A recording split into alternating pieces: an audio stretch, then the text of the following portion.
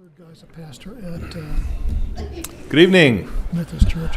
Welcome to the March 23rd, 2026 meeting of the Stillwater City Council. At this time, I will call the meeting to order, and I'll ask that you all stand and join us in the Pledge of Allegiance. I pledge allegiance to the flag of the United States of America, and to the republic for which it stands, one nation under God, indivisible, with liberty and justice for all. Pretty good crowd here tonight. Thanks for being here. If you're here to speak on any of our public hearings or other agenda items, you do need to sign up. So if you're planning to speak and you haven't signed up, please head over to the table and do that. It's me. All right. First up tonight on proclamations, we have a proclamation recognizing Stillwater Arts Month. And I will read this proclamation, and then Megan Brazel is here from Prairie Arts Center to accept it. Whereas the arts enrich the cultural, educational, and economic vitality of the Stillwater community and contribute to a vibrant quality of life for residents and visitors alike. And whereas Stillwater is home to a thriving community of artists, performers, educators, and cultural organizations that inspire creativity, encourage innovation, and strengthen community connections. And whereas throughout the month of April, local organizations and institutions will host a variety of events and programs celebrating the arts, including visual art exhibitions, theatrical performances, live music, and community art activities. And whereas the Oklahoma State University community will contribute to the celebration through events and activities during the OSU Arts Week on campus and at the OSU Museum of Art. And whereas community arts organizations such as the Prairie Arts Center will host Stillwater Arts Festival, workshops, and collaborative art sessions to provide opportunities for all ages to participate in creative expressions. And whereas the Stillwater Public Art celebrates Stillwater Arts Month and encourages residents and visitors to explore galleries, attend performances, support local artists, and engage with creative opportunities that make our community unique. Now, therefore, I, William Joyce, Mayor of the City of Stillwater, do hereby proclaim April 2026 as Stillwater Arts Month in Stillwater.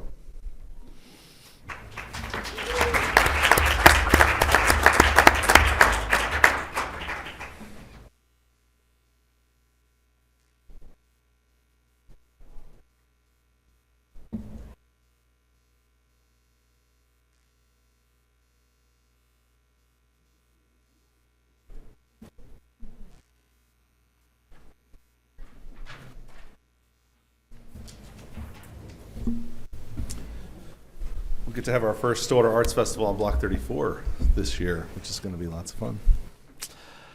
All right, counselors, next up, item 4 is the consent docket. Questions, comments, or action on consent? Motion to approve the consent docket? Second. We have a motion and a second to approve consent. Please vote. With a vote of 5-0, the consent docket is approved. Don't have anyone signed up to comment on items not scheduled for public hearing, so we will go to public hearings. Item 7A, receive public comment regarding a request for a specific use permit for property addressed at 4115 North Perkins Road to operate a chemical manufacturing facility in the Industrial General District, CC-26-46. Did we have good notice on this item? Yes, we do. Mr. Biebelheimer. Yes, sir. Good evening, Mayor, Councilors. My name is Henry Biebelheimer with Development Services, and we're here tonight to talk about a specific use permit to allow chemical manufacturing facilities in the General Industrial Zoning District for the property located at 4115 North Perkins Road. Here's the aerial view of the property outlined in pink. This is at the northeast corner of Perkins and Airport Road. This is going to be proposed to be on the north side of the existing Kingspan facility. And then as we can see this, not as we can see, it's not on the aerial, but to the south of this is the hub, which just recently opened on the southeast corner of Airport and Perkins. Here's the street view of the property. This is from Perkins looking east, and this is on the northern edge of that existing Kingspan facility, which is where they're proposing to build the chemical manufacturing plant, we'll call it. Here's the zoning map of the property. The property is zoned IG, or General Industrial, which is also found on the northeast, south, and west, in the General Industrial Zoning District, which is our highest intensity zoning district. It allows chemical manufacturing with a specific use permit, which is why we're before you tonight. Chemical manufacturing is not allowed by right in any of our zoning districts, so it's only allowed in the General Industrial with a specific use permit. Here's the site plan showing the Synthesia property, which is proposed to be on the north side of that Kingspan property. A very small laser pointer. Two things I'm going to point out on the site plan. The applicant can come up and give you more of a deep dive on what's being proposed where. One is the sidewalk along Perkins. This was a recommendation from both staff and planning commission to add a sidewalk for the full length of Perkins. The reason that was kind of questioned was the Synthesia is only proposing to develop the northern portion of this site. So it came to question whether that considered development of the site and whether that would require the sidewalk for the full length of the full frontage of Perkins. So that was one of the recommendations. The second was a reduction in the parking requirement.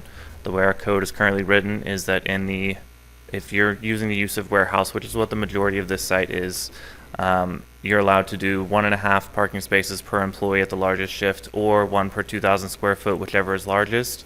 That last bit, whichever is largest, requires the applicant to calculate it as 1 per 2,000 square foot, which means if they were to park the existing site, if they had to build a parking lot for the existing facility, it would be significantly larger than what's there right now and larger than what they need for the employees that are actually on site. So the applicant is requesting to make the parking requirement as 1.5 parking spaces per employee at the largest shift. That would be for the largest shift on both Synthesia and Kingspan, as they would be doing a shared parking facility. There are 8 parking spaces being proposed right here, and then the rest of the parking would be in this large shared facility here. Staff and Planning Commission are both supporting this recommendation or this request, as if more parking were to be built, it would likely be either north of or south of the existing parking facility. We think it's in the public benefit for that to remain green space. If it were, as long as there is enough parking on the site for the facility, it would be better for that to be green space and to not increase impervious area if not required. I'm open to answer any questions if you have any. Councilors, any questions? Talk a little bit, I think there's something in the planning committee's notes. When you hear chemical manufacturing, there's residential across the street. Talk a little bit about the chemical manufacturing and if something has been studied to ensure that that's not going to be harmful to the people that are living in that area. Yes, ma'am. I do think the applicant might be best to answer that question. But as we can see in the zoning map, we do have this residential neighbor to the northwest of the property. This is community space on this corner right here, which meant the HOA was part of that 300-foot mailing notice that was sent out. Okay. And there was no comment at Planning Commission from any of the HOA? No, ma'am. And we haven't received any on the staff side either. If there is something that the applicant can speak to in terms of that would be great. Yes, ma'am. And the applicant is present. Good. Other questions for staff at this point? Thank you, Henry. This time I will open the public hearing and I'll ask the representative for the applicant to come forward. Good evening, Mayor and Councilors. Stephen Gose with Gose & Associates, 113 East 8th Avenue. Here on behalf of our client Synthesia and the property owner Kingspan Roofing, seeking approval of this specific use permit that Henry went over with Planning Commission's recommendations for both the approval of it, the parking reduction, and that sidewalk along 6th Avenue. Synthesia, just real quick, was founded in 1964. They were purchased by Kingspan in 2018. So Kingspan's the parent company. Both Synthesia and Kingspan Roofing and Waterproofing are owned by the same entities. They employ over 300 people and have 3 production sites in Spain, France, and Panama. And their primary focus is the production of polyester polyols, which is a base ingredient in the foam insulated boards that Kingspan Roofing and Waterproofing makes, as well as some other companies use them for adhesives and things. So one of their deals is environmental and energy conservation. So the primary ingredient into what they're producing is recycled PET or polyester. A lot of them are water bottles, Coke bottles, and stuff like that. They kind of pioneered that in their industry, and it actually has a better fire rating resistance for those foams than some of their competitors. And based on the information they gave us, since 2024, they've used the equivalent of 1 billion plastic water bottles and soda bottles in their production. So it's a glycolysis process. So fairly low heat for manufacturing like this. They said to about 280 degrees. They've got thermal oil boilers on site. They'll start adding the ingredients into these vats and what they're calling a reactor tower. And so it's all gravity fed. So they add the polyester, they add some base acids and things like that. The glycolysis creates water and other things. So the off gases are some low concentration VOCs, and there's water, there's waste that goes through a filter process. The solid waste is all inert material and can go to the landfill. The water that comes off of it is held on tanks on site and taken off site for treatment. So it will not be discharged into the city's system. They're working with a consultant to process the air permits and other environmental permits through the state right now, and they don't anticipate having any issues with those. I don't know if we can get, I'm going to mess this up, Henry. How do I get to the site plan? Yeah.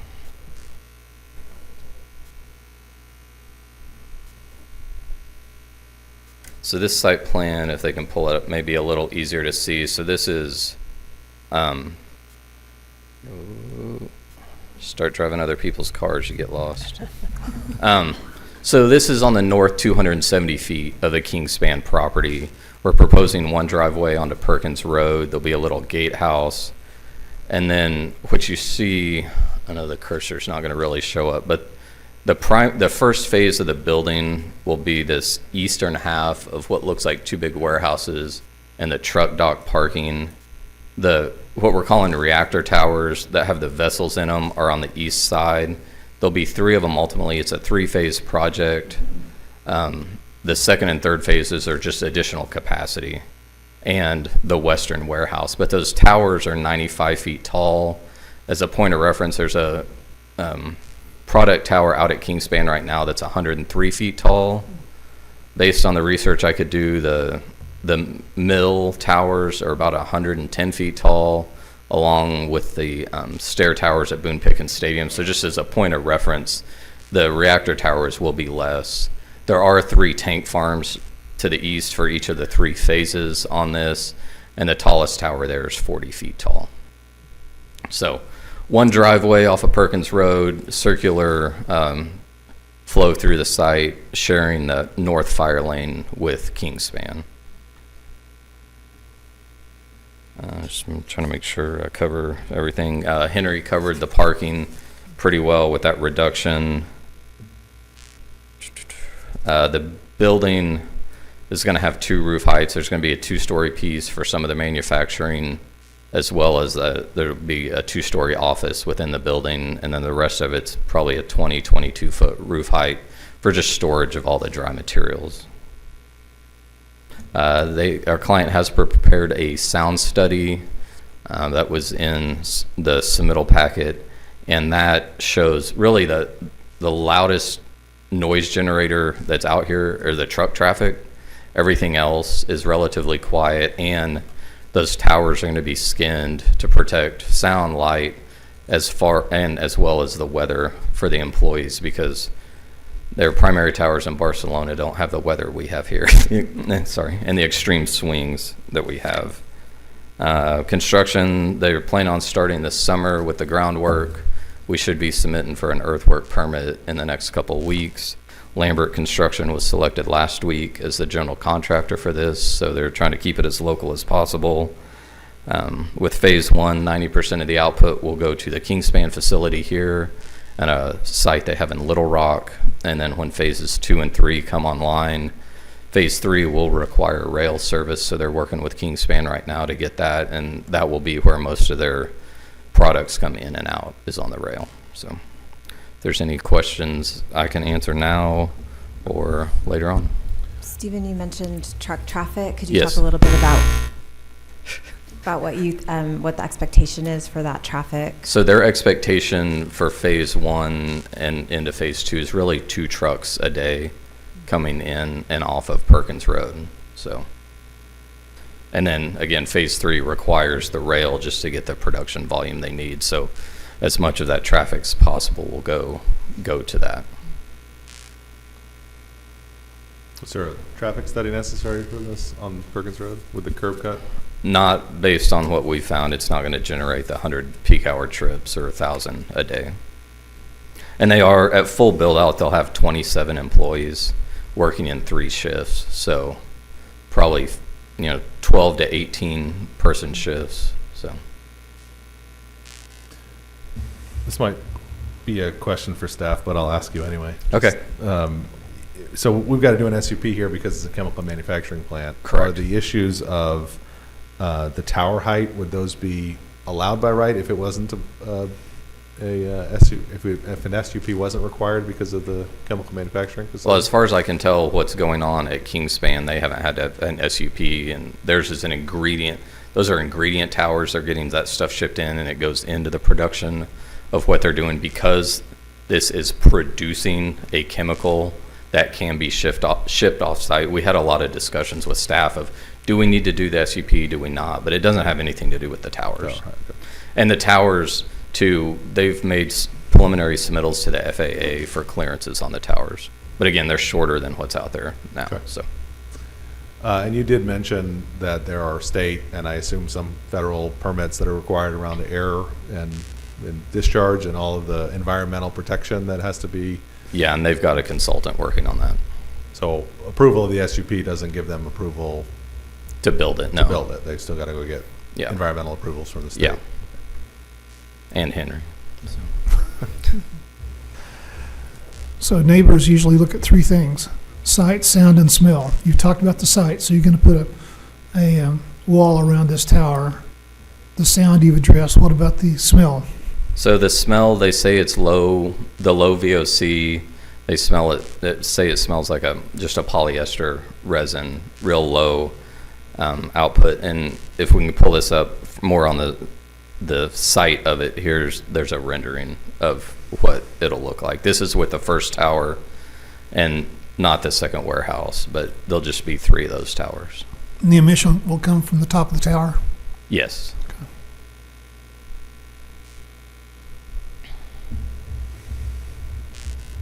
If we keep it up, there's a cross section in here.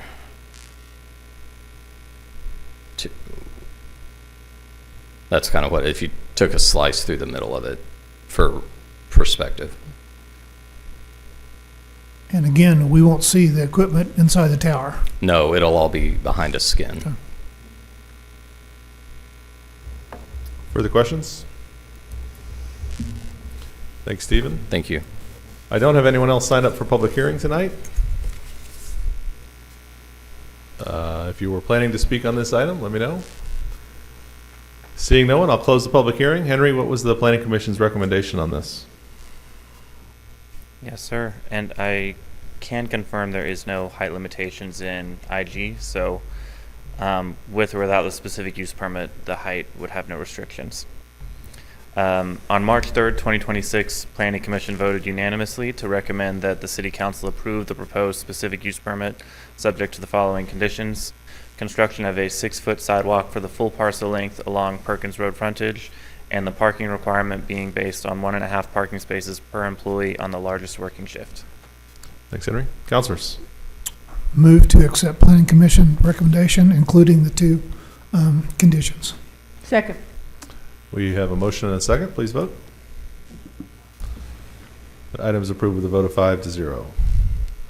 Item 7B, receive public comment regarding a text amendment to the Stillwater City Code, Chapter 23, Land Development Code, Article 6, Land Use Classifications, Division 4, Commercial Districts, Section 23-152, CB Commercial Business District, repealing all ordinances to the contrary and providing for severability.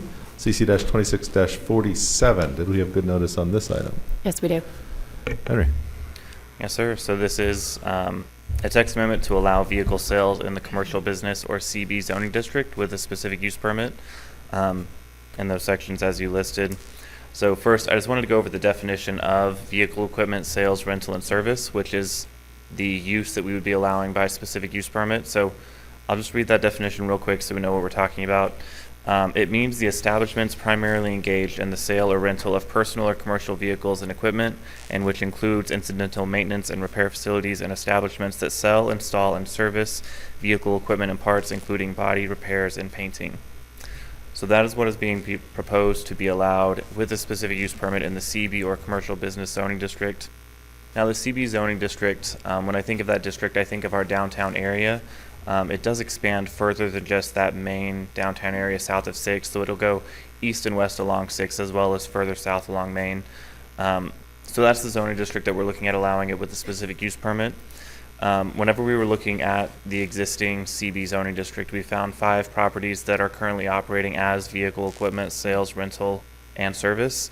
So this would bring them a path towards compliance. Would not require them to. If you're an existing use, so you would be allowed to remain. You wouldn't be required to go get a specific use permit. But if you were wanting to expand or to move locations and stay in the same zoning district, this would allow you to do so. Additionally, it allows City Council to add in those appropriate safeguards, because vehicle equipment sales, rental, and service is not appropriate in all of our downtown area. Like, you don't want something right on Main Street, primarily because one of the key things of the CB zoning district is that there's a reduction in the parking requirement because you're able to use the public parking that's provided in the area. That becomes a lot more tricky whenever you're doing something like vehicle repair. So this allows it to be allowed in certain areas with the appropriate safeguards that City Council would be able to approve on a case-by-case basis. I'm open to answer any questions if you have any. Councilors? Just curiously, one quick question. If one of these existing businesses were to transfer ownership, would they then have to apply for an SUP? It would not. I believe you would still be considered illegally non-conforming as long as the use remains consistent. Okay. If the use stops for, it's either 3 or 6 months, then you're required to come into compliance. But if you transfer ownership and it continues, you would be allowed to continue. So you mentioned that you identified 5 current businesses that are legally non-conforming Yes, sir. within this district. Okay. So and that I would assume are mainly service rather than sales. I can't think of any car lot Mm-hmm. kind I of places. think there was one vehicle sales, which was west on 6th, if I remember right. It was like a used car. Power trucks for sale. Yeah. Okay. Yes, sir. So these are, I mean, we're doing this now. They don't technically have the right to do it. And if they wanted to move or expand at all, they'd have to do this. Okay. Yes, sir. Can you clarify are there limitations, you said by the discretion of council when we approve these things, right? Are there factors that we can consider or can't consider? Because I mean, I would think if we did get an application for somebody who wanted to build a massive car lot on Main Street, we would be able to talk about things like traffic and size and lights and all that kind of stuff. Are there any of those factors things that we wouldn't be able to consider? The code, I don't have that paragraph in the presentation, but it is a pretty broad paragraph that says what City Council is allowed to put conditions on. Basically, anything that pertains to the use, City Council is allowed to make a condition of approval. So I think you do have pretty broad authority to add in limitations. Or maybe to not deny it limitations. altogether? Yes, sir. Yeah. Okay. Councilors, further questions for staff? Seeing none, I will open the public hearing. I don't have anyone signed up for this item. Was anybody here to talk about this item? Seeing no one, I'll close the public hearing. Henry, what's the recommendation on this item? Yes, sir. On February 24th, 2026, Planning Commission voted unanimously to recommend the City Council approve the proposed text amendment as presented. Thank you, Henry. Councilors? Motion to accept Planning Commission's recommendation. Second. We have a motion and a second. Please vote. That item passes with a vote of 5-0. Item 8A, under general orders, is wildfire presentation 1 year later. And Don Dodson will kick this one off.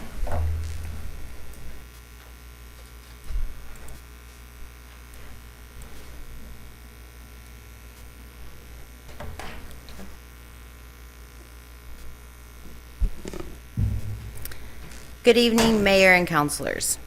In March 2025, wildfires swept through our community, and there were 4 large active fires in Payne County, located in Uchi Valley, North and South Harmony.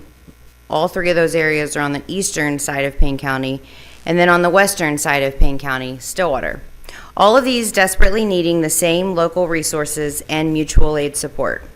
In the state, there were 1,043 properties impacted, with 539 homes destroyed. In Payne County alone, 229 were impacted and 180 destroyed.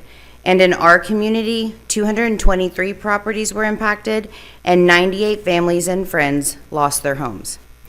In Stillwater, there were 0 deaths and minimal injuries. Unprecedented and historic fire weather conditions served as fuel for embers to ignite multiple pop-up fires, and the winds ensured they were continuous. One of our firefighters described it as a war zone. It was sudden, powerful, and devastating. Yet the aftermath revealed even more strength, compassion, and resiliency of our Stillwater community. The emergency response and recovery efforts were not limited to one department, but to the entire city as a whole.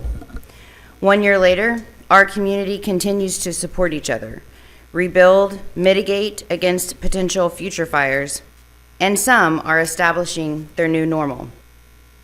55 homes in the city limits were burned. 34 of those have single-family residence permits for rebuilding. 17 of the 55 have demolition permits but have not yet started rebuilding. And 4 homes have no permits for demo or rebuilding. At the city, we have identified areas for improvement in effort to serve our community more effectively, safely, and utilizing better tools and methods. During the wildfire crisis and those days following, we had more than 42,000 interactions with a reach of more than 5 million on the SEMA Facebook account alone.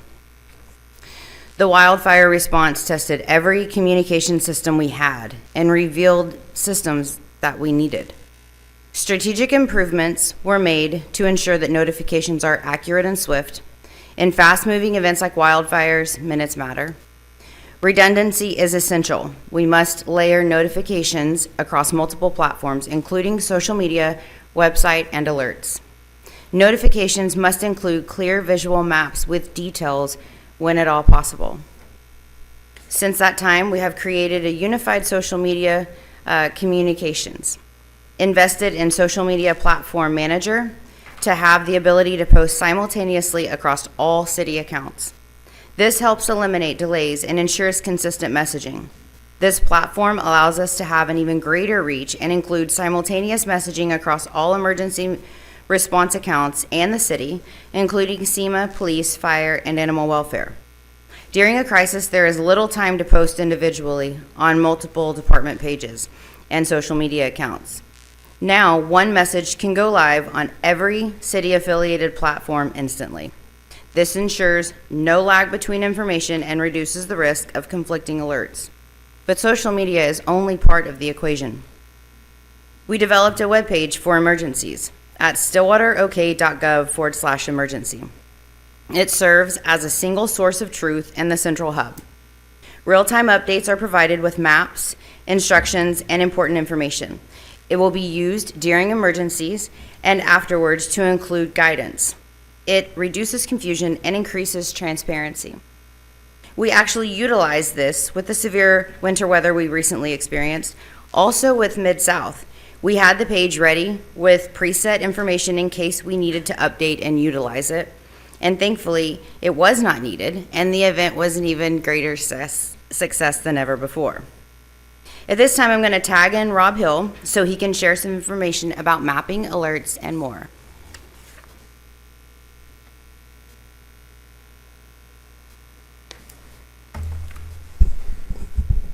Good evening. In a disaster situation, emergency management is tasked with multiple tasks, but 2 primary tasks.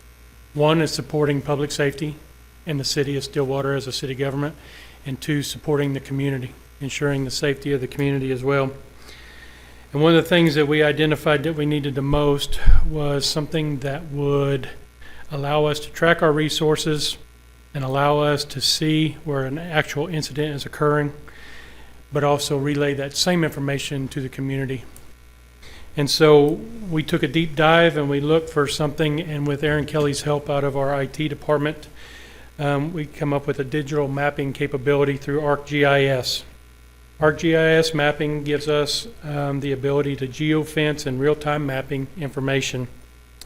Allows for public safety mapping systems to track resources and event locations.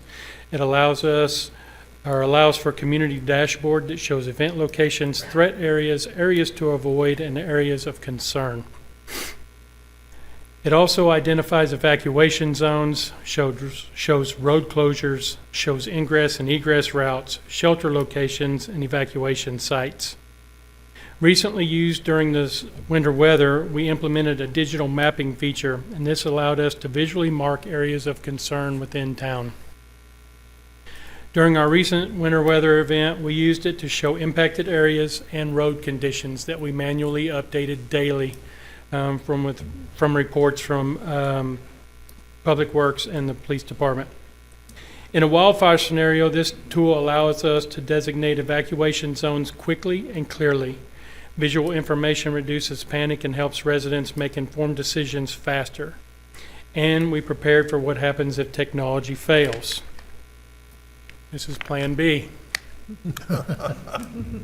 Markers and laminated maps.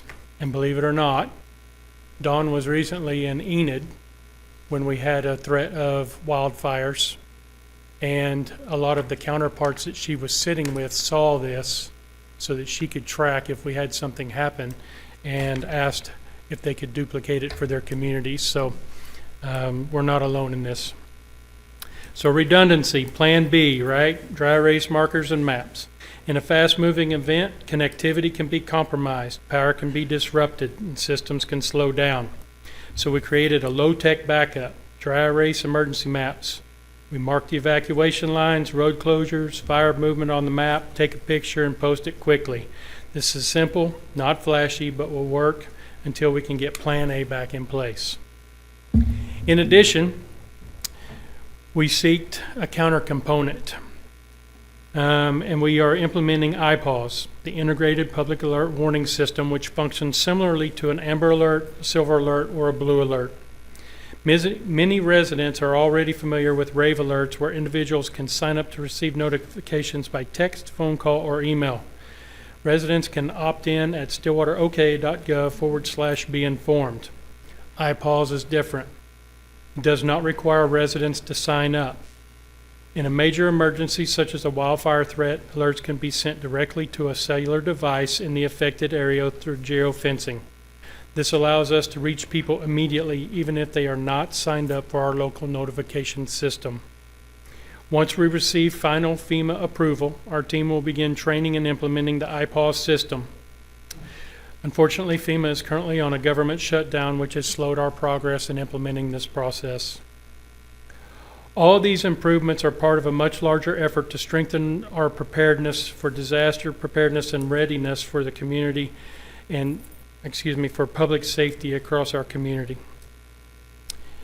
In addition, the city has met with many different groups from around the state of Oklahoma, and state assistance with red cedar eradication is taking place.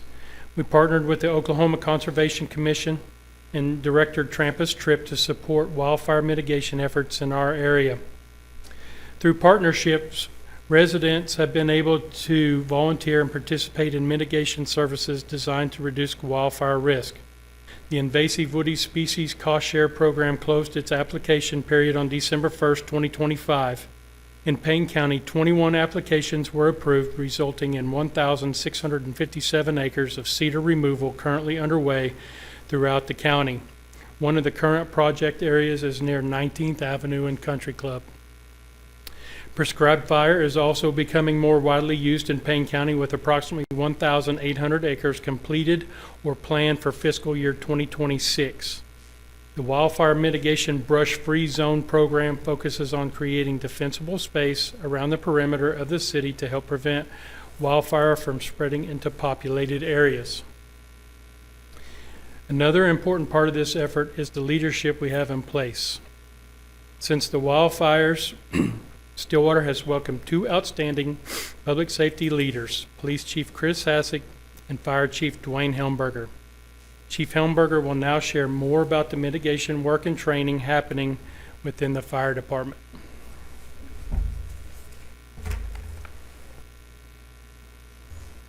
Councilors, thank you for having us. During this event, I wasn't here with the city of Stillwater, but I did live here in this town.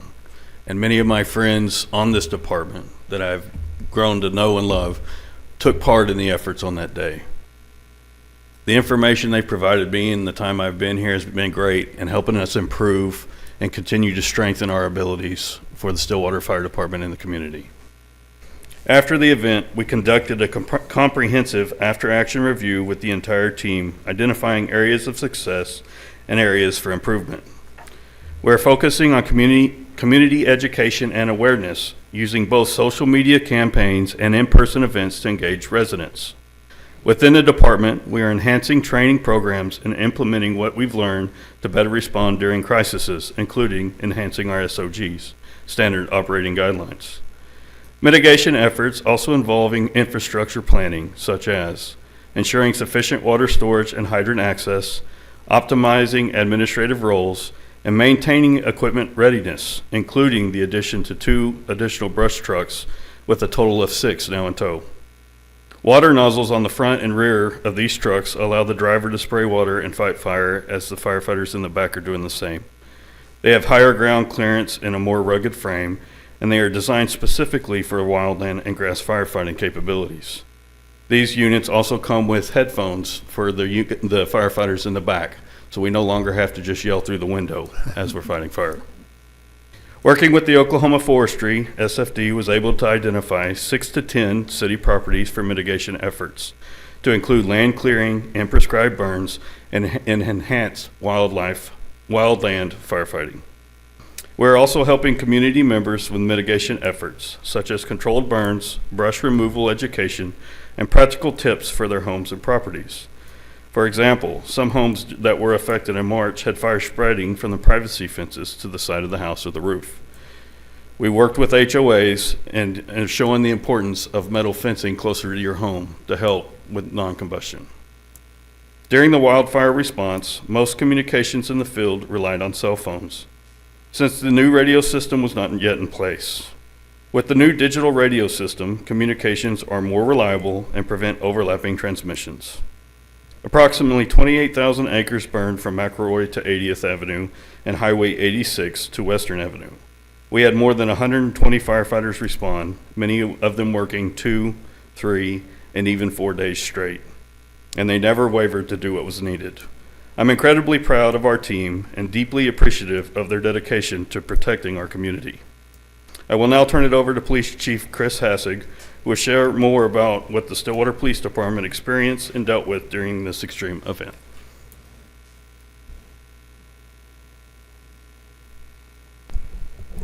Mayor, councilors, at the time of the wildfires, I was still in Houston and not officially within my role, or starting my role with the Stillwater Police Department.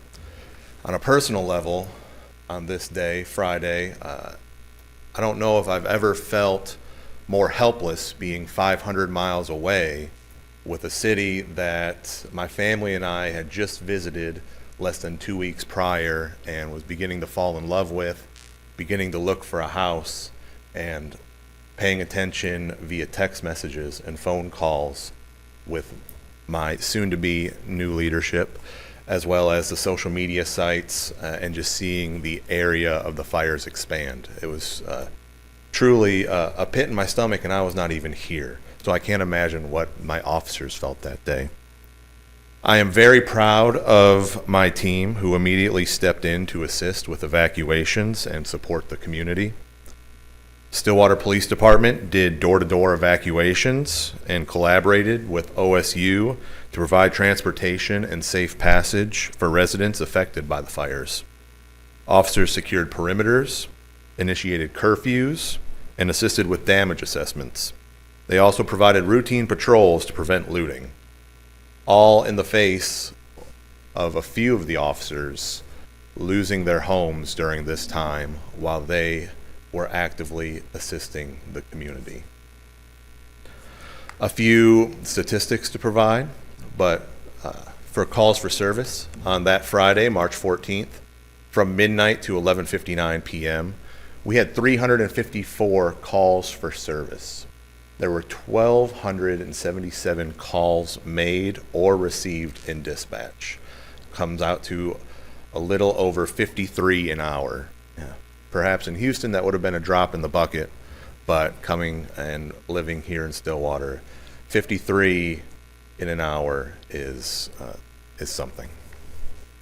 As far as wildfire calls, that Friday from 1 p.m. to midnight, we received more than 160 911 calls in that first hour alone. 650 calls were made on the business line.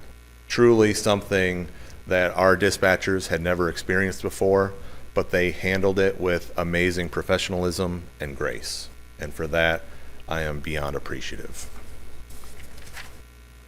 I also want to ensure we acknowledge and honor all who responded, not only those who fought wildfires and helped get people to safety, but also those who served in the immediate and long-term aftermath, assisting residents with devastation.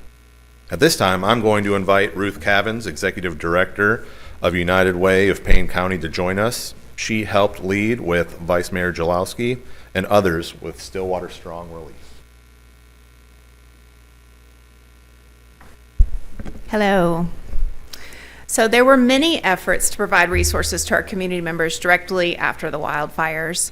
Vice Mayor Jalowski, Rachel Conley, Carolyn Walstead, Becky Taylor, and many staff members and countless volunteers established a relief and resource area at the Armory.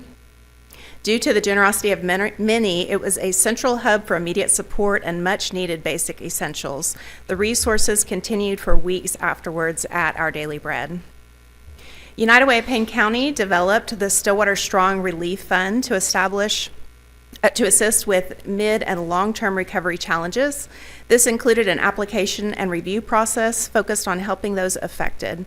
A tremendous amount of time went into making sure this process was clear, accountable, and responsive to the needs.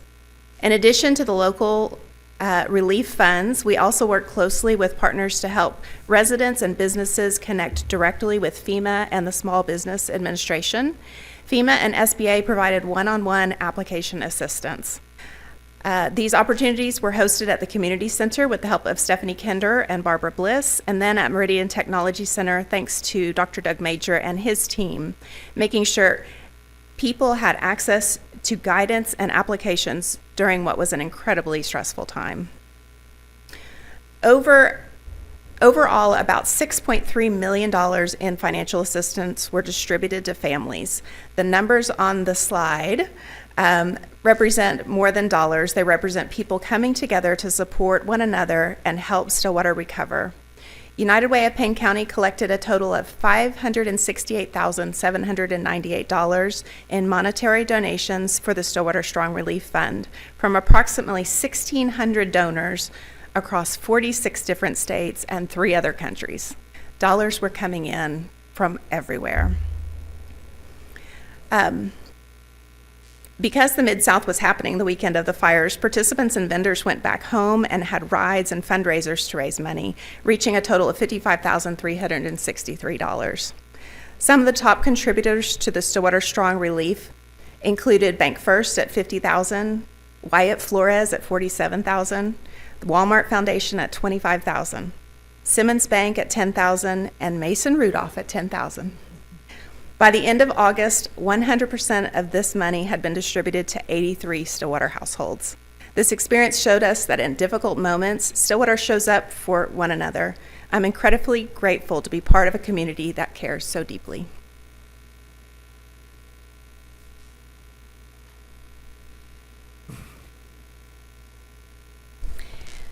This just shows a glimpse of what we experienced at that time and everyone who immediately jumped in to help in some capacity. But 1 year later, we're stronger. Every emergency will teach us something new. We evaluate, we adjust, and we improve. When we know better, we do better. Public safety and trust will always remain our priority. If you have any questions of us, we'd be happy to answer. Thank you, Dawn, and thank you to everyone for the updates tonight. I know this is not why you're here, but before we ask questions, I would like to take a second just to thank you all for the work. I mean, those of you here and representing the teams that you represent, certainly our firefighters, our first responders, our police department, all of those folks that were doing the work that we just saw and heard about. It is a year later difficult to put into words how much we appreciate the work that your all's teams did, and our community, the folks. I mean, it's overwhelming to really think about what people did for each other in those days and weeks after the fire. So thank you so much for the work that you have all done to help Stillwater recover from this tragedy.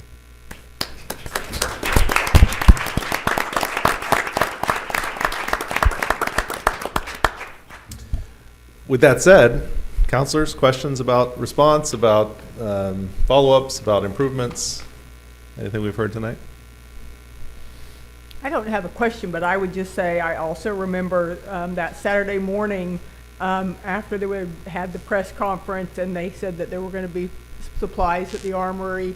I'd run to Walmart to get some things, and I pulled up and there was a line of cars dropping off things. And so in addition to the thank you to all of our first responders, our emergency management, our city manager's office, just a big thank you to the community of Stillwater, because I think we, as a community, had so many people step up and contribute and try to help others. Just to add to that, so there were many of us that were up all night. And then when we, the governor came in, which great elected officials, Senator Hall, we had so many that just immediately jumped in. But County Commissioner Seth Conley stayed with us all night. But then we sent a text to our citywide communications team, the folks at Payne County, SMC, SPS, OSU, our Visit, Chamber. We have a vast group that we've been meeting together for about 4 years. And I sent an all call about the press conference. They came in here. So everyone's going through this. And at the end of the day, going to that armory and just seeing the hugs, it hit differently. I think we needed that.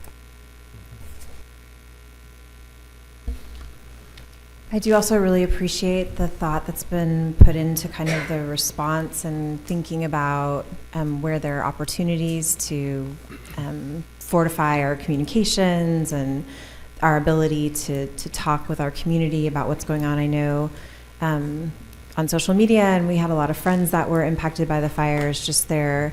I think that brings a lot of comfort to people, knowing that we've kind of strengthened those systems and have the ability to kind of to pinpoint our communications and just talk to the community more directly about and specifically about where those emergencies are happening. I appreciate the work and the time and the thoughtfulness that's been put in by staff on those things. It's so important not only to see that kind of emergent response at the beginning, but to really look back and think, where do we need to strengthen now that we have the time to think about it and to make those changes. So I appreciate that as well. It was just so remarkable to see our community come together. So many people to thank, from people in the community that brought their therapy dogs.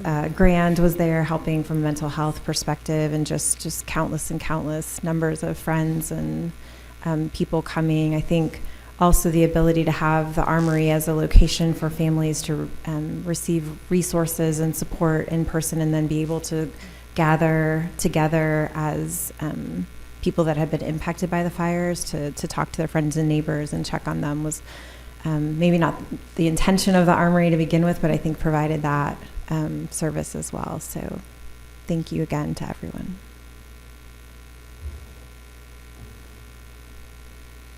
Thank you.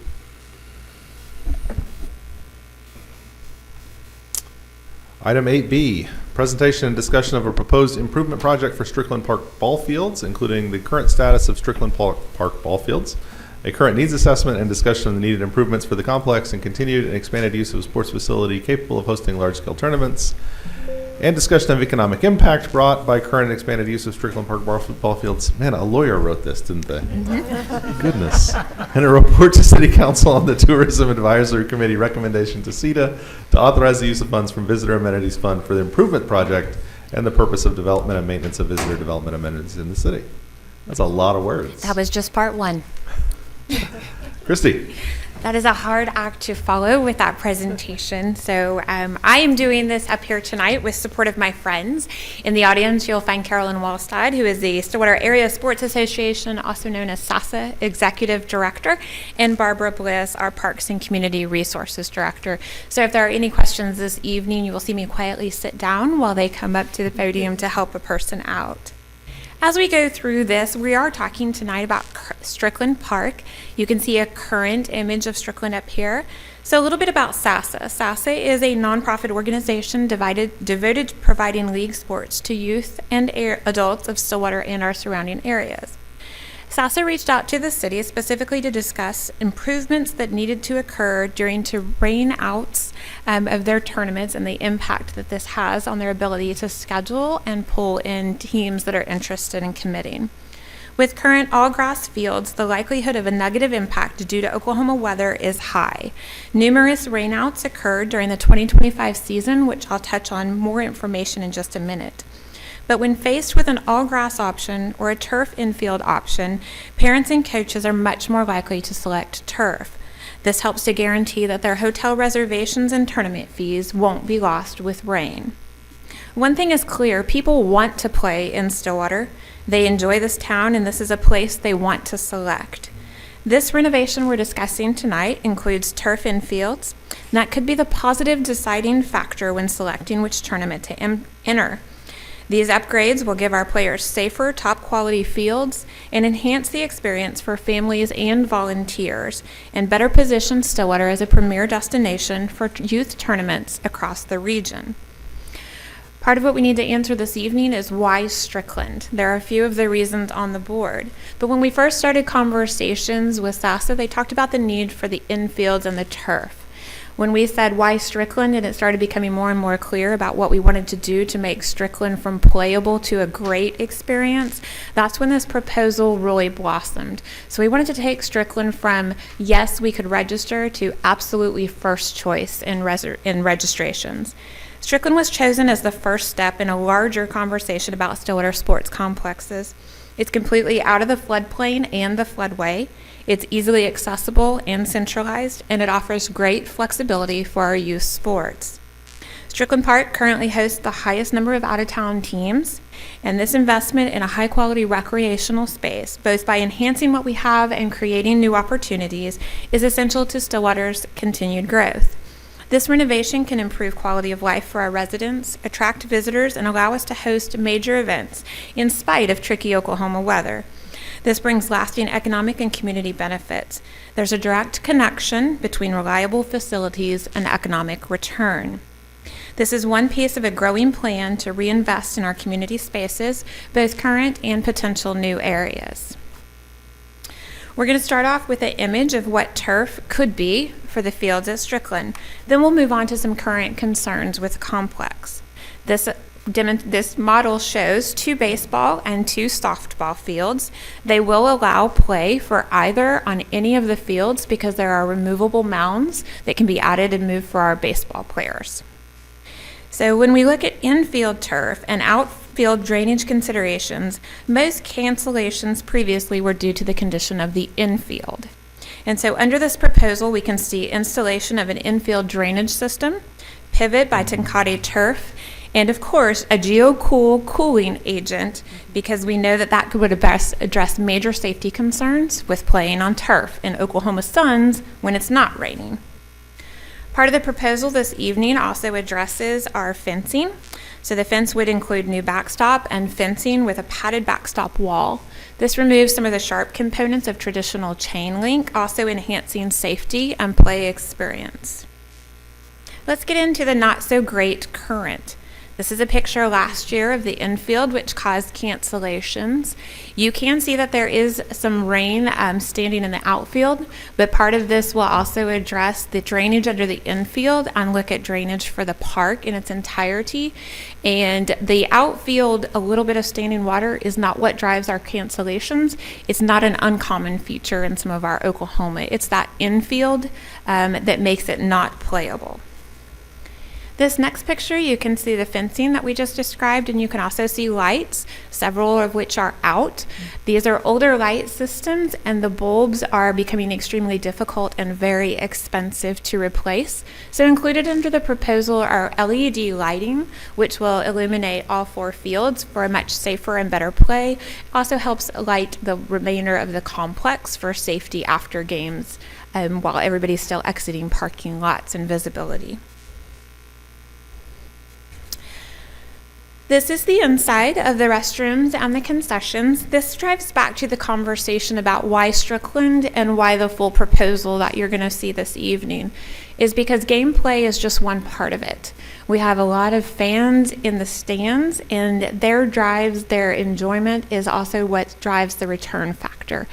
If you want to book and your child has an amazing experience on the field, but you do not have amazing experience in the stands, you are also, we're negatively impacted with that as well.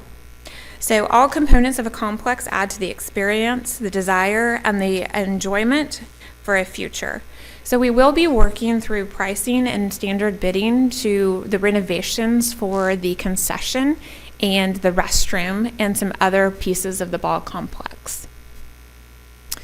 Our next slide presents, you can see the youth leagues currently for SASA in 2025. That top line says youth baseball and softball, 106 teams, which drives over 1,000 participants. You can see out-of-town teams is 34 teams from surrounding towns, equating to about 340 additional youth. The bottom part of the slide talks about tournaments in 2025, which we're calling our problem, because you can see on here, Carolyn has designated multiple times that rainouts occurred. And you can see the impact to the participants or how many were already registered and were not able to play in Stillwater due to field conditions. And so when we look about this creates that negative conversation around Stillwater as a hosting site. With the movement to turf infields, this flips the conversation back to a level playing field, literally speaking, and then drives home the conversation about Stillwater not only being a best destination of choice, but a reliable, smart decision too. When given the opportunity, Stillwater with renovations, turf infields, enhanced lighting, and fencing, it will become a premier booking location not only for the field's conditions, but for all that our community offers. I want to spend a moment on this next slide. This is SASA developed these estimates. They're very conservative numbers. The most important piece is to note that the negative impacts of the rainouts which occurred in 2025. You can see that in 2023, the estimated sales tax that we received due to hosting was $60,000. In 2024, that jumped to 113 based on approximate visitor spend due to the tournaments. And in 2025, due to the cancellations, we had our lowest of 53,000. And so when we look at this, we also visited, SASA works with Visit Stillwater as they look at recognizing the economic loss to the community when visitors don't attend and the impact that that has on weather for our scheduled tournaments. When we look at conservative dollars represented in SASA or a more detailed, one thing is clear. Our community benefits from scheduled tournaments, minimization of rainouts, and updated facilities. Dollars expended from the visitor's amenity piece of the visitor tax should result in clear return and increases in investment. This slide demonstrates the impact of positive play on our businesses and community members of Stillwater. The cost of the proposal is shown on this slide here. As mentioned, the infield turf, the field fencing, and the lighting and the pitching mounds. There is some additional upgrades to the shade structures, dugout extensions and upgrades, concession and restroom renovation, and an included contingency. And we'll pause back here for the picture again so that you can just see the infield turf pieces. It doesn't show any of the other rendering pieces, but we plan to make them an enjoyable experience for all. I am happy to pause here for any questions of myself or for Carolyn or Barbara. Councilors, questions? You showed the 4% sales tax that we could get or had missed due to rainouts. Does that include, as I recall from my softball playing days, that tournaments were multi-day tournaments and people often stayed overnight? Does this include any of the lodging tax? So we have a couple of different sets of numbers. This is based on Carolyn's, and this is a very conservative that is directly related. We also have numbers from Visit Stillwater that do include lodging that are much higher than shown on the slide. We went with the lowest impact just to show the minimum. But yes, Visit Stillwater did detailed numbers for us, and it's a much more significant impact than shown on this slide when that's taken into consideration. Thank you. You're welcome.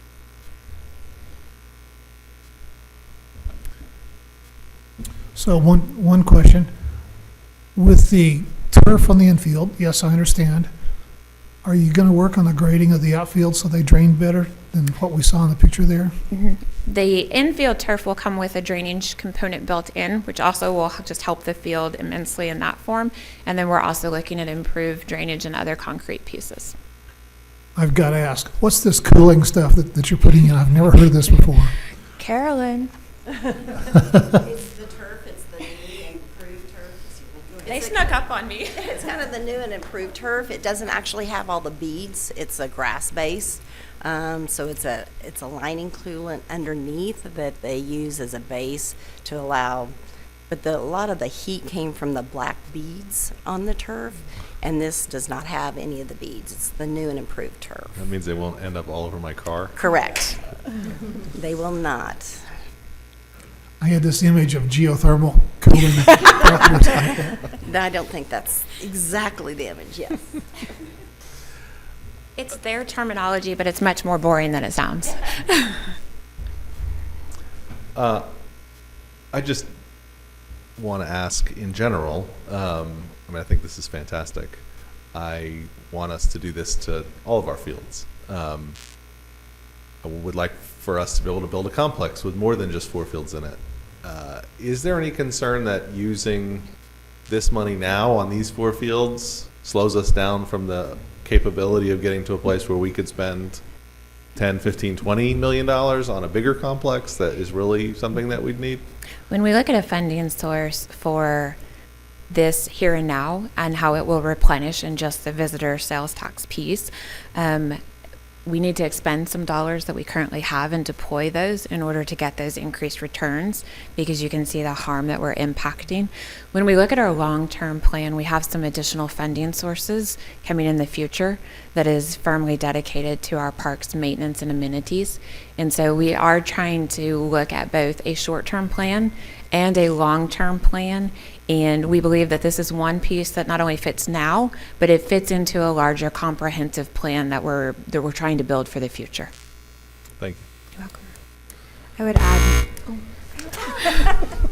not touching my mic, remind me, please.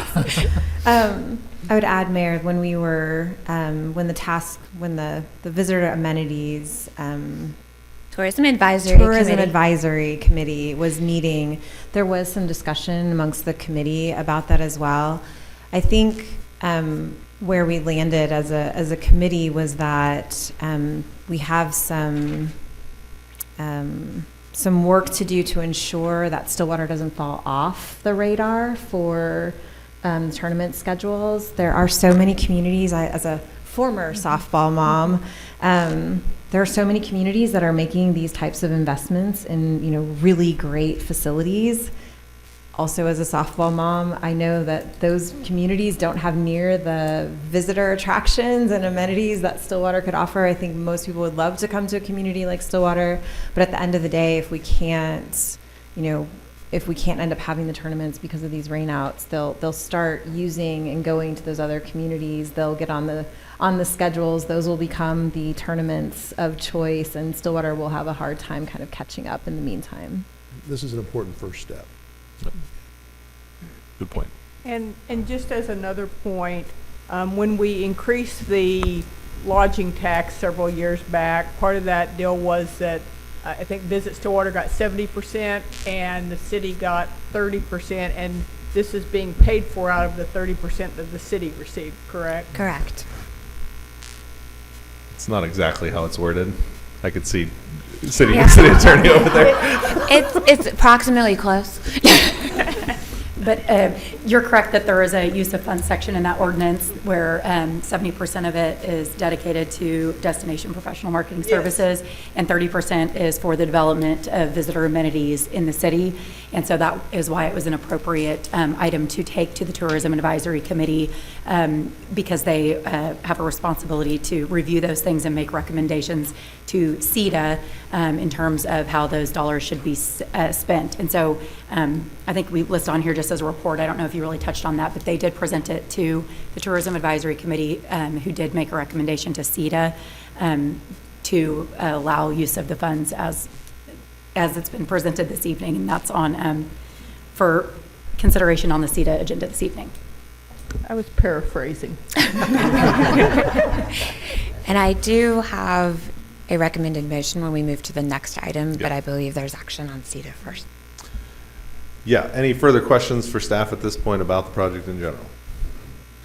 Okay, well, because we do have to take action as SEDA to move the money in the first place, if we're going to do anything with it at all, at this time I will move that we recess the city council prior to item 8C.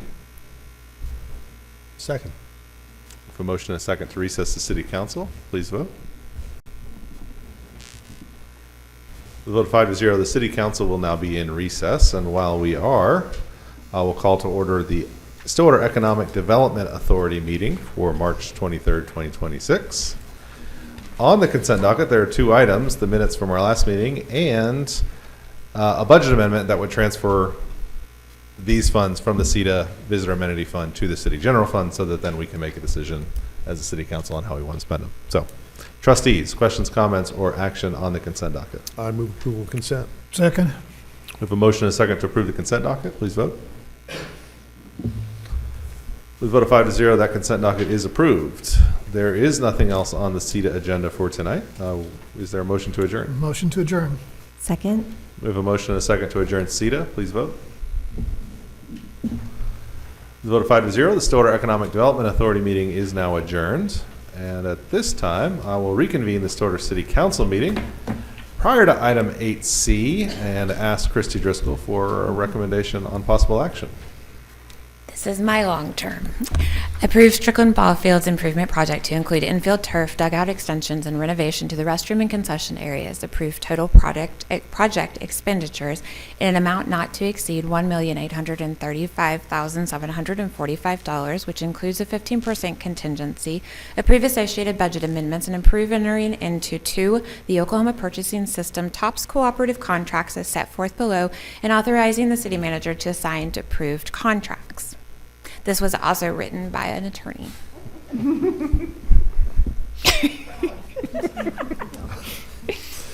Councilors, I move approval of the staff recommendation. Second. we have a motion and a second to approve the staff's recommendation. Please vote.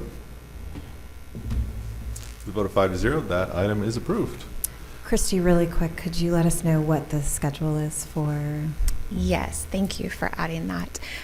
The reason that we have moved so many different pieces of this so quickly is our timing is actually to come in and get all of this work done while the fields are not in tournament play in season for June, July, and be ready for Carolyn to host tournaments in August of this year. No pressure.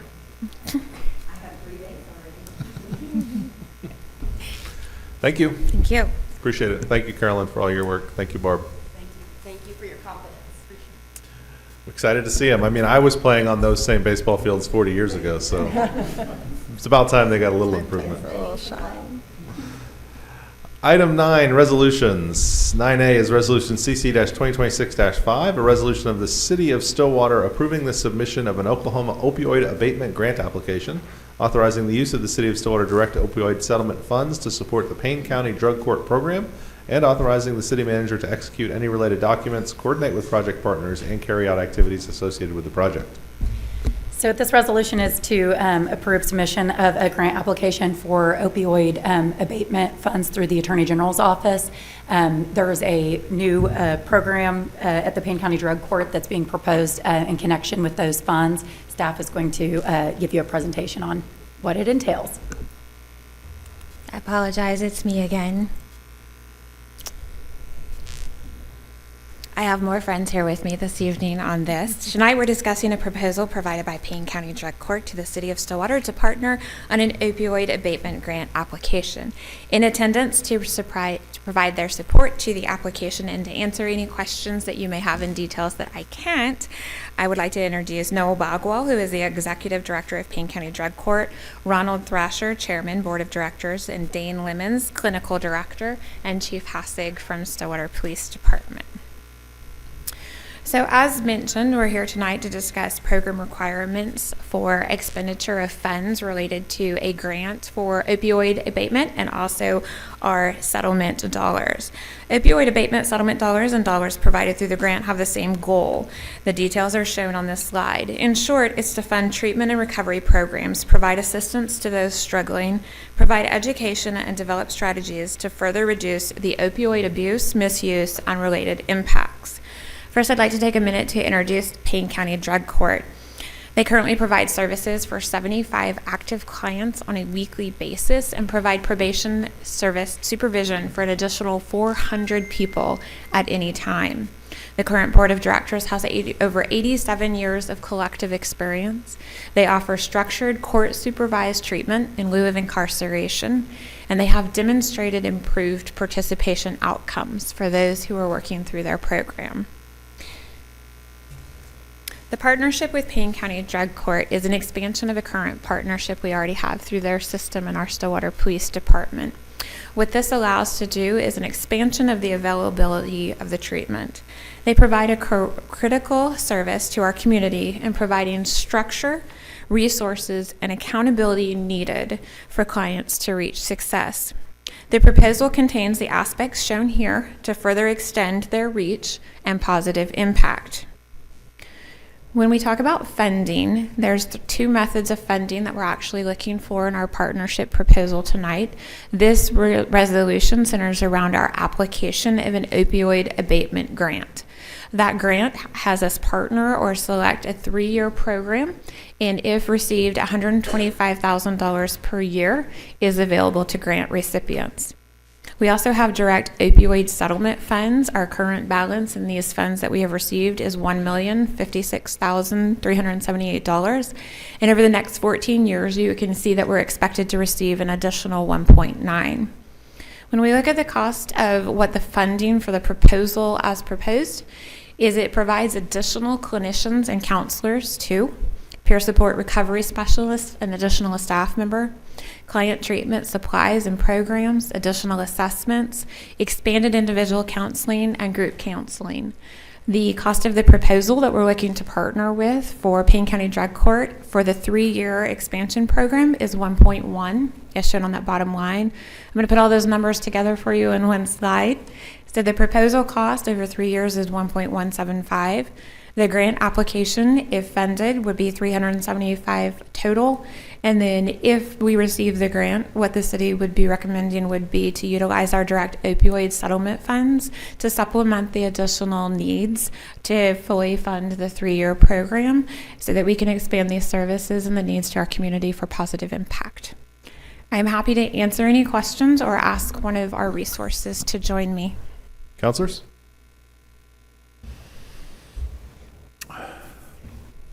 Yeah. So this is a 3-year grant. Correct. What are the plans after year number 3? After year number 3, there could be additional grant applications, or we could discuss different funding options at that time. It would be entered into a new conversation in partnership with Payne County Drug Court. How is the Payne County Drug Court funded generally now?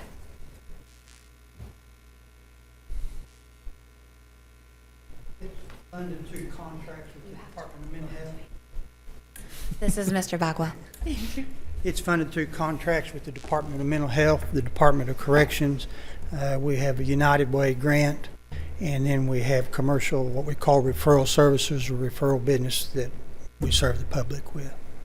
So how big would this expansion be for 2 additional? I mean, how many counselors do you have now? We have 2 counselors now and 2 PRSS So this people. would be a pretty big expansion. Yes, it would. That's and excellent. we currently service those 75, and that's just an active number. We're actually at 98, and earlier last year we've seen a number of 125, which was the biggest we ever had, Wow. and had to just shut down taking anybody for a while. So this would allow us not to do that again. Yeah. And Further questions?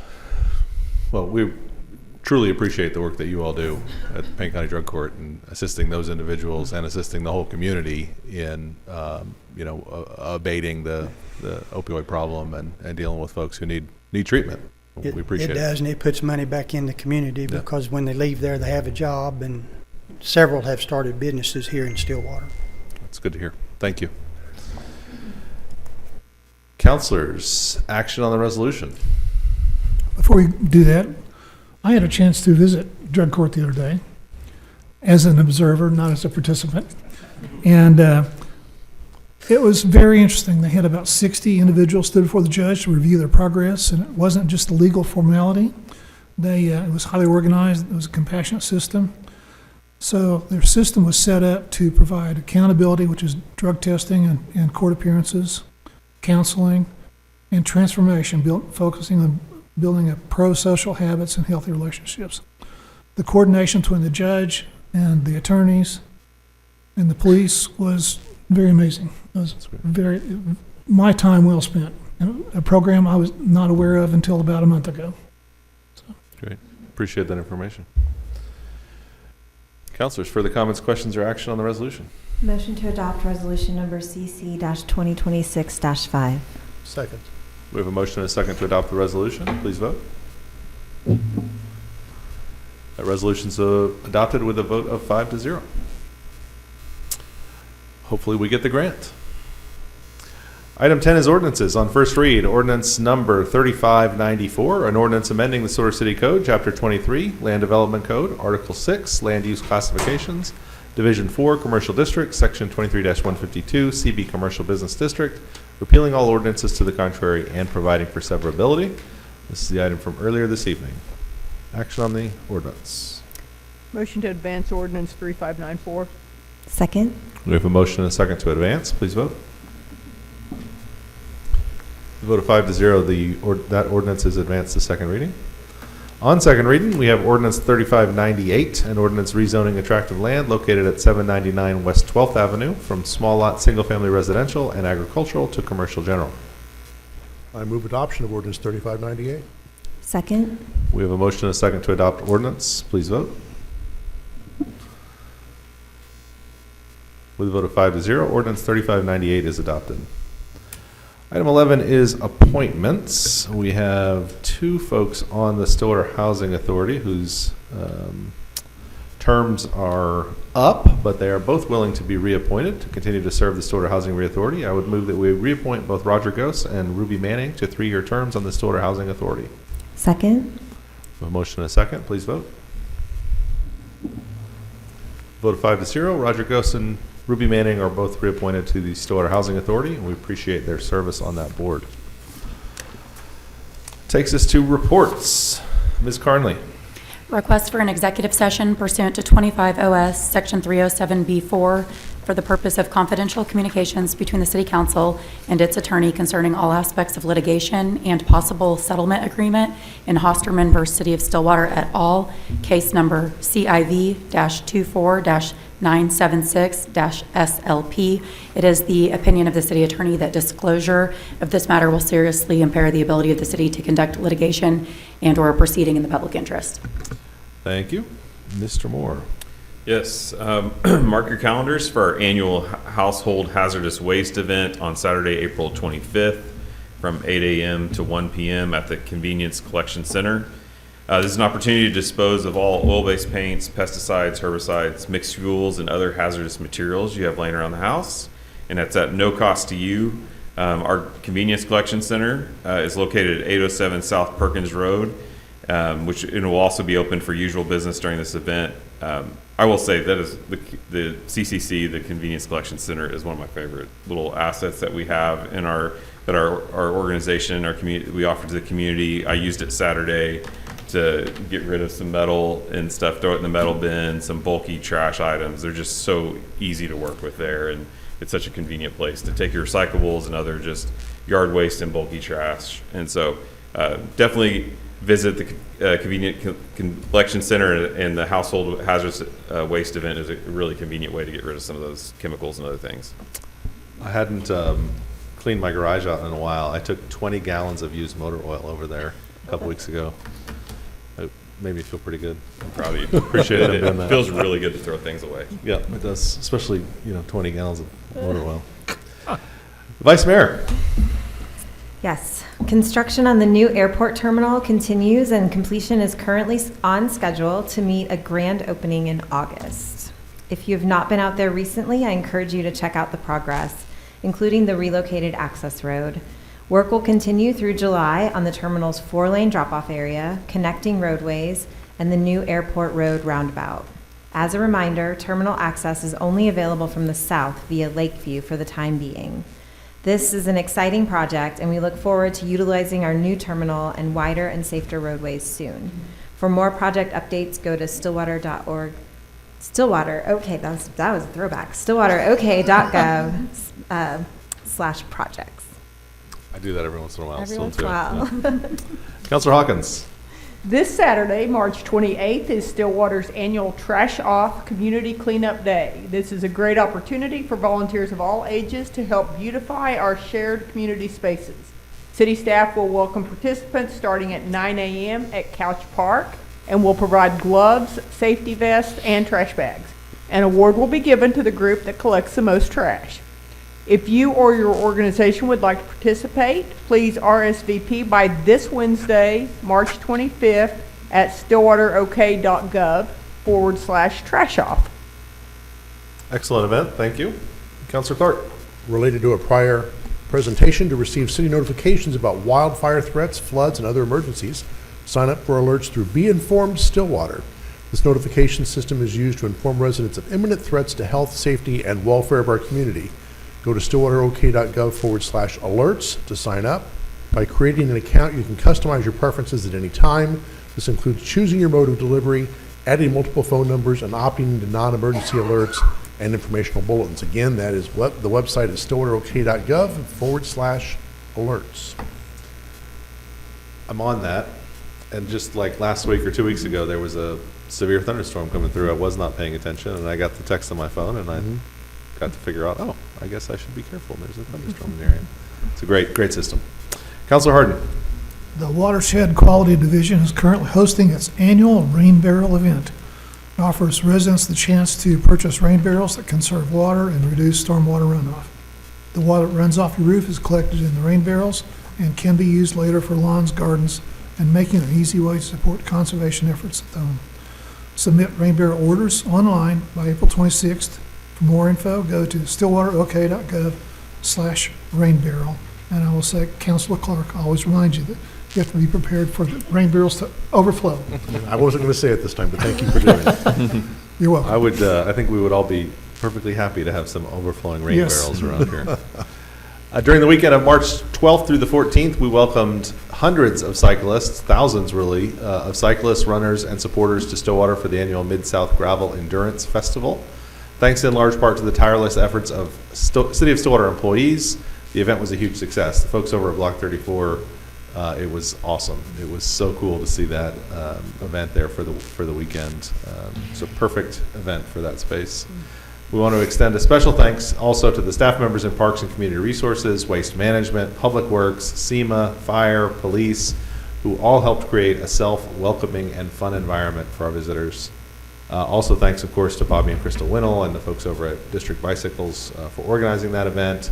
Also, if you didn't get a chance, the movie they put together from last year's wildfires, Together We Are Heavy, They played a couple times over the weekend. I'm hoping we're going to see more opportunities for that movie to be seen, because it's a really, really great documentary about that weekend last year, and really about the community's response to it, which was great. So appreciate all the work that they've done. All right, at this time I will move that we recess the Stillwater City Council again prior to item 14. Second. We have a motion and a second to recess. Please vote. With a vote of 5-0, the Stillwater City Council will now be in recess. And in the meantime, I will call to order the Stillwater Utilities Authority meeting for March 23rd, 2026. There are 4 items on the consent docket. Questions, comments, or action? Motion to approve the consent docket? Second. With a motion and a second, please vote. With a vote of 5-0, the consent docket is approved. Down in general orders, we have a presentation, discussion, and possible action to approve a distribution pole replacement project, appropriate $2 million from the Rate Stabilization Fund, and approve the attached budget amendment. And Mr. Lauren Smith is here. It's been a while since we've seen you. Yeah. Good to see you. Good evening, trustees. Nice to see you again. The Stillwater electric system includes approximately 10,300 wooden distribution poles. For the last several years, staff has commissioned a contractor to test the integrity of the wooden poles throughout the system. After completion of testing, approximately 2,500 have been identified as needing replacement. Staff is estimating $2,500 to $3,500 per pole to replace based on what infrastructure the pole is supporting. Staff is proposing to create a project account to fund the materials necessary for the replacement of the poles over time. The poles will be changed out by distribution staff over multiple years. The funds appropriated as a part of this report will only cover a portion of the cost to replace all the poles. This will get us started, and then as time goes by, rather than encumbering a lot of funds, we'll come back to the trustees and seek additional approval. I have a motion here, but I'd pause to answer any questions. Trustees. I just want to I mentioned this a year ago when we had this same conversation, that I commend SEU for doing this. About a year ago, another community in our area had significant power outages because winds came through and knocked a bunch of poles down and broke them off. And the fact that you're being proactive to make sure the poles are in good shape, I really appreciate. Yes, sir. Thank you. Just out of curiosity, if we're assuming a cost of $2,500 a pole, it's about $6 million to do all of it, even at the low end. And so it seems like we're doing about a third of them. Is that reasonable to think that we can replace a third of the poles in a given year? Not in a given year, Okay. over time. Okay. Yeah, we will replace these over time, like you said, $5 million to $8.75 million based Right. on what we got. But as time goes by, we'll put additional crews and try to do as many as we can. So of the 2,500 that need replacing, I know this will be over several years, how many do we think we could replace in a year? Right. I think about 150 with one crew, 300 with 2 crews. Just depends how many crews we can throw at one time. It is our one of our many tasks that we need to do. But now that we're aware of it, we, as part of the evaluation, poles were rated, and so we know where really the critical areas, what really needs it and what need it. So. That was my question, was you're able to prioritize. Able to prioritize very detailed evaluation of not only the pole integrity, but what's on the pole, is there tree limbs in the pole, is there something that needs to be, it was a very detailed report, so it gave us a lot of insight to the things we need to do. Further questions? What's your recommendation for us, Okay. Lauren? I have a motion to approve the distribution pole replacement project, appropriate $2 million from the Rate Stabilization Fund, and approve the attached budget amendment. Thank you, Lauren. Trustees? I move approval of the staff recommendation. Second? We have a motion and a second to approve. Please vote. It's approved with a vote of 5-0. Thank you. Thanks for keeping the lights on, Lauren. There's nothing further on this agenda. Is there a motion to adjourn? Motion to adjourn? Second. Motion and a second to adjourn SUA. Please vote. With a vote of 5-0, the Stillwater Utilities Authority is now adjourned. At This time I will reconvene the Stillwater City Council prior to item 14 on the agenda. Is there a motion to enter executive session for the reason requested by the city attorney? So moved. Second. We have a motion and a second to enter executive session. Please vote. With a vote of 5-0, the Stillwater City Council will now be in executive session.